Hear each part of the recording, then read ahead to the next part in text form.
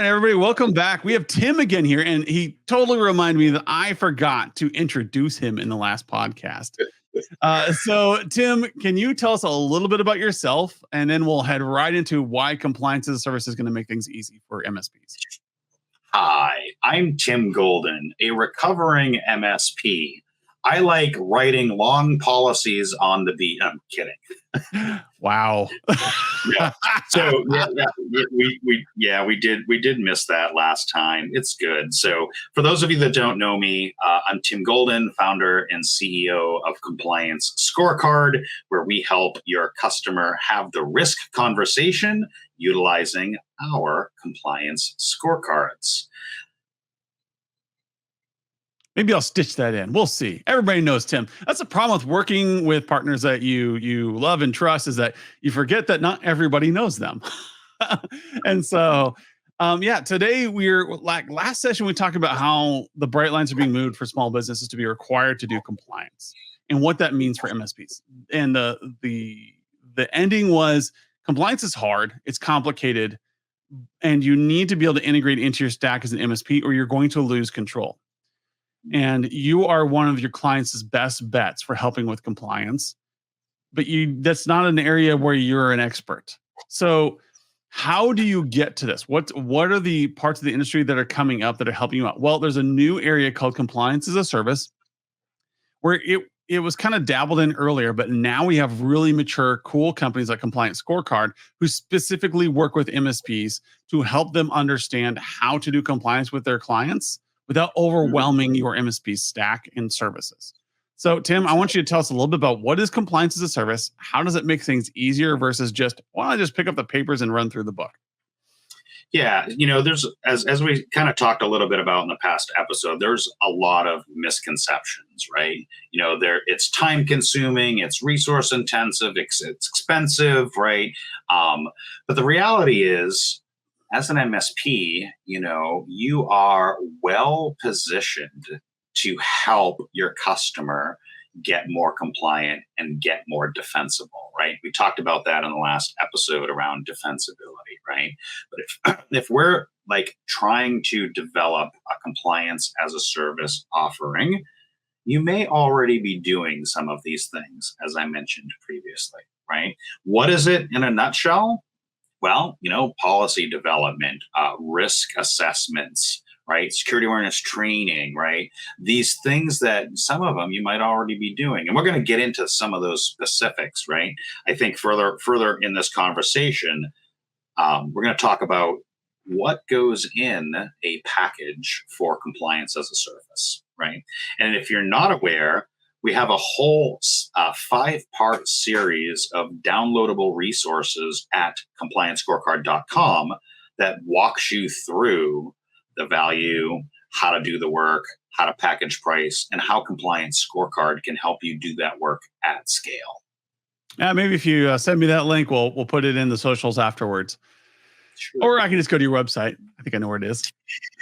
And as a valued partner of a Compliance Scorecard, I'm getting to know your website better and better.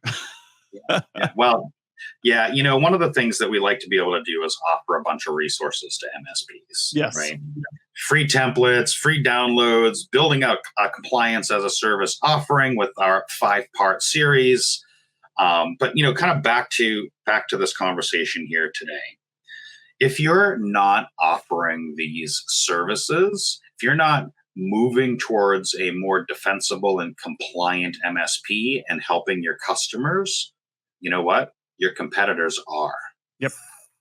Right? If you're not looking at this book of business and trying to figure out a way, and by the way, Compliance Scorecard can help you to build a package and an offering around compliance as a service, well, you're going to miss out on the ability to double your revenue and reduce your risk and your customer's risk. Yep. And that's what it comes down to is, are you reducing risk? And that risk conversation is super complicated, and it's different from client to client. Not every client has the same risks. And this is where I get in some frustrating conversations with MSPs, because I watch Reddit, people. I read your comments, and sometimes I say that's not even worth responding to. Where people get so frustrated their clients aren't listening to them. They get so frustrated that the client isn't doing what they say. And it largely comes down to, do you understand your client's profitability and risk? Do you understand those two things? Have you gone through a risk register with your client and identified, is this something that matters to them? You said one of my favorite words, risk register, right? I thought you would key off of that. In the compliance as a service platform, in compliance scorecard, our CAS platform allows you to actually identify those areas of risk, whether it's from a specific control or framework or whatever, and then allows you, alongside your customer, to present them with the risks and let them make the business decisions on whether they choose to defer the risk, transfer the risk, ultimately mitigate or fix the risk, right? And all that can be tracked as a risk register inside of compliance scorecards platform, and then reported back into Humanize IT during your quarterly business review, during your technology business reviews, right? Because here's the thing. It's not my risk. It's not your risk. It's your customer's risk. We can facilitate and charge for that work, finding where those risks are, finding where those gaps are, and then allow your customer to say yes or no, or not right now. That's the purpose of the risk register. Let's take it and down. By the way, every time they say no, now you have a log of saying, hey, we kept telling them, and they kept saying no. And when the stuff hits the fan, now you have your own defensibility, your own, like, we kept telling them, they kept saying no. Yeah, the thing I want to do is take this down one level. So we're using this term risk register. So I just went through this whole process in July. Give me an example of a risk register. Like, what would a engineer, why would I do that? It's very nebulous for somebody who's never done a risk register or been through the process. Give me an example of a risk register. Oh, I mean, it's very easy. You've done a gap analysis before, right? You've done a gap assessment before. I mean, a lot of MSPs do assessments. They identify gaps. They identify risks. Humanize IT does it better than anybody, just so you know. Right? And so shameless plug. Gap analysis. You've done risk assessments and gap analysis. We're all talking the same words. Yes. You've identified an area that's broken or not correct. Well, that's a gap. That's a risk. Okay, well, then take all of those, and what we like to say is put them on your Amazon shopping cart, or in this case, a risk register. Catalog all of those gaps, all of those findings, and put them on a list, a shopping cart, a risk register. Once you've identified and built your shopping cart or your risk register, now you can have that risk conversation with your customer and allow them to make their business decisions and their business outcomes based on those decisions. Oh, man, that was eloquently put. I think Richard needs to make that into a TikTok or one of those fancy reels kids watch, because that is more elegant than I was expecting. Right? I was expecting like, a multi-factor password, is not on all devices. That's a risk. No, but the Amazon shopping cart idea, like, how many times do you see in Reddit a day or a week? You watch Reddit as well as I do, Tim. People complaining like, my client didn't listen when I explained to them this risk. And did you have it somewhere so that you could dive into that? Like, here's the risk. Here's why it matters. And the client can say, well, we don't think it matters because, okay, cool. You're done. You've identified and discussed it, and you've either accepted or mitigated it or transferred it. Done. You never have to talk about it again. But if you just have an ad hoc conversation in the middle of an ops meeting, that client's not going to care. They're going to dismiss you. They're going to deflect because it's complicated. But if you start talking about financial risk, you start talking about like, okay, where do you make money? Okay, what's the risks to that kiosk you have where you sell hot dogs at ball games? Do you have ways of mitigating this risk?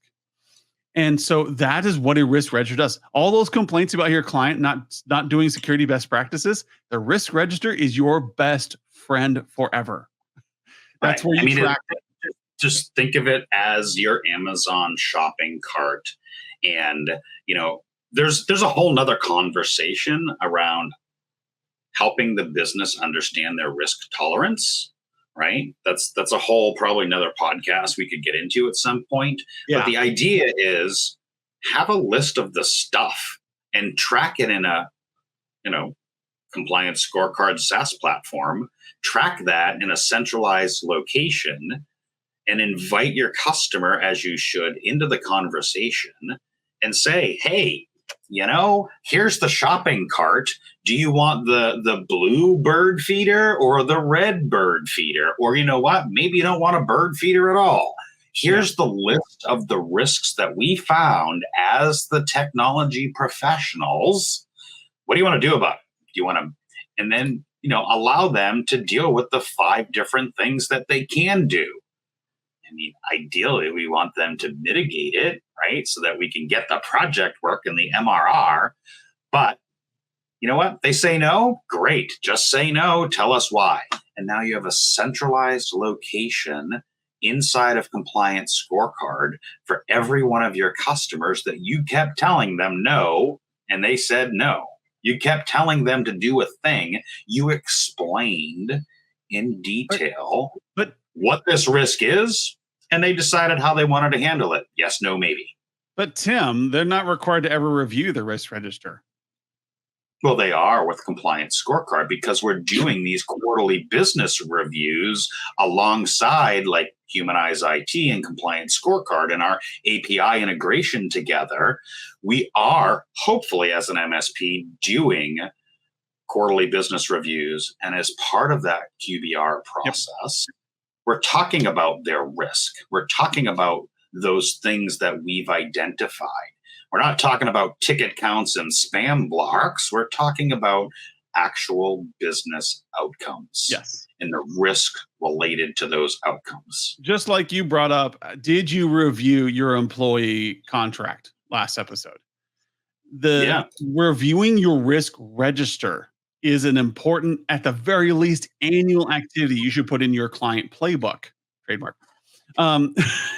And you should have that. Like, did you review the risk register this year? Because it may be that this risk has now risen up because your client is doing more transactions out in the field, and they really don't want to have this go down. They really need their cybersecurity insurance to cover this if this event occurs where a device is stolen, compromised, encryption keys are broken, whatever.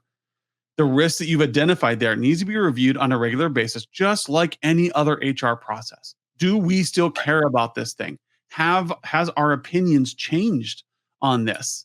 And when you have it in like a QBR or you have it in a regular review with your client, I believe SOC requires you to review your risk register every year. You have to review it. You have to have a log that you reviewed it and notes from that meeting saying, we reviewed these. Here were these were the outcomes. And just like Tim said, like you need some way to track that. Let's take that even small aspect of compliance. Let's take that to a much higher level, right? So you mentioned like, tracking that annually, blah, blah, blah, right? So a lot of MSPs are an LLC, right? They're a C Corp, they're businesses, they're incorporated, right? Yep. And potentially on your business charter, you might have a requirement that says, as a board, are you reviewing your risks? Well, a risk register could certainly help with that. I know for us, as part of our charter, as part of the way our company is structured, that's just a requirement. Are you looking at financial risk, business risks, cyber risks? Are you doing those things? And a risk register, as part of your compliance as a service offering with Compliance Scorecard and Humanize IT, you can manage all of that in one central location. Yep. And you know what? I guarantee, well, I'm not going to say guarantee because I live in the world of absolutes. I pretty darnly close believe that your customers probably have a business charter as well. And yes. I bet if they look at their operating agreement, there might be something in that operating agreement that says, are you looking at your risks annually? So SOC 2 aside, ISO aside. I know I keep picking on SOC 2. It's just because I happen to be I just got through my SOC 2. And it's a pain every year. But also every once in a while, I'm like, oh yeah, I haven't thought about that in a while. I should probably look, oh my gosh. So I upgraded my PC to Windows 11. Why? Because BitLocker wasn't on. That got me to go through the process. That these little things that I'll get to that eventually.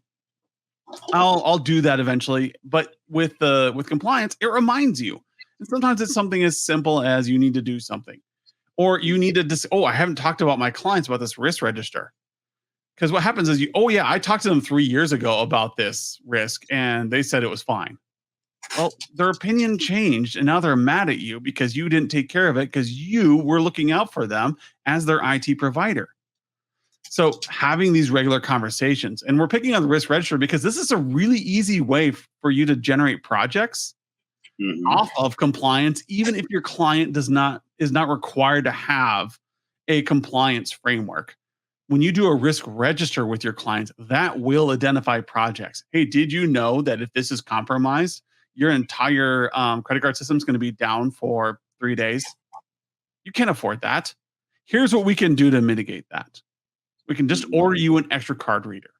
We can have a 5G backup. We can do different things to help you.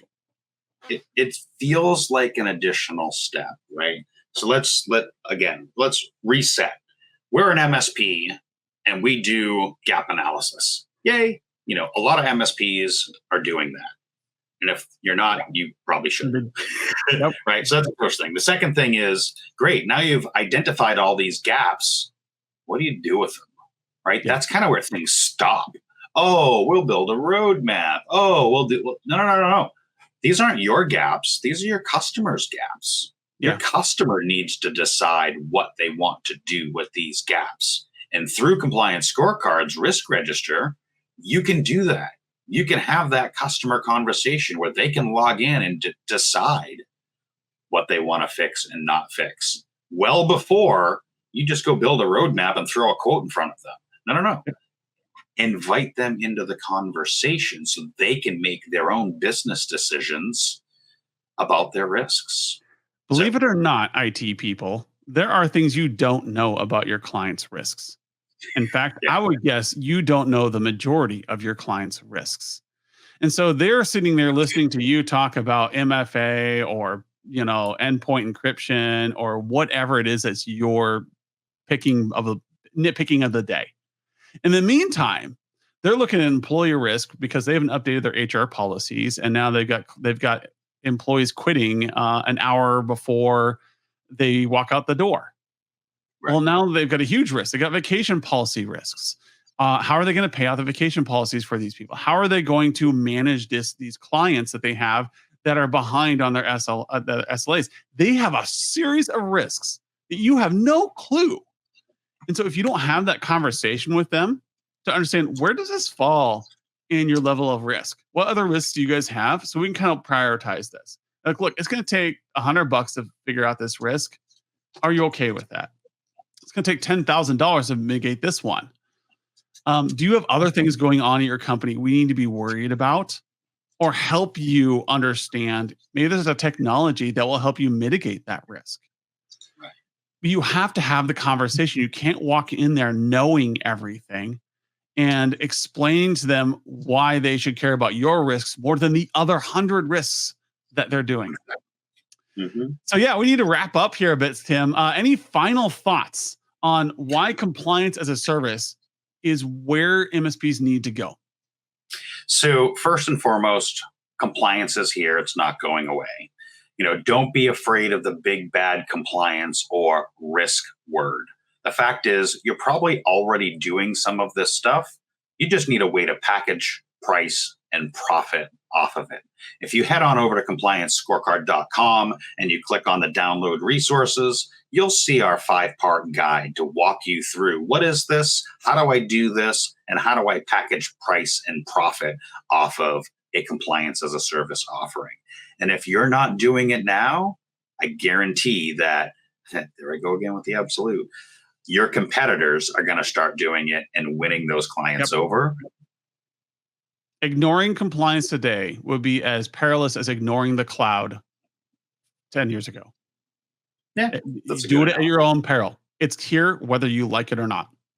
Thanks, Tim, for coming on. This is an awesome conversation as always. Thank you for doing the webinar with us a couple weeks ago, and I hope to have you on more in the future.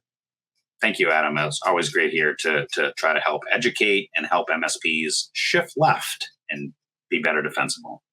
Thank you.